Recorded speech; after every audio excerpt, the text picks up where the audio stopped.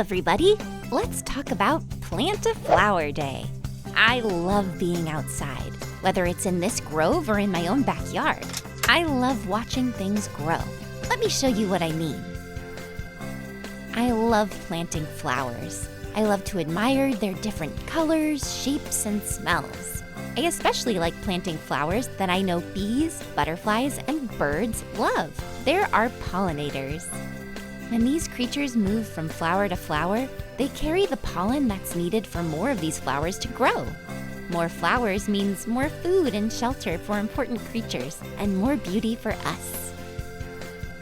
You can celebrate this holiday by talking to an adult about what native plants and flowers you can find seeds for to plant in your own backyard or neighborhood. Happy Plant a Flower Day! To enjoy our library of over 300 classroom videos, please visit www.wondergrovesocialskills.com or scan the QR code.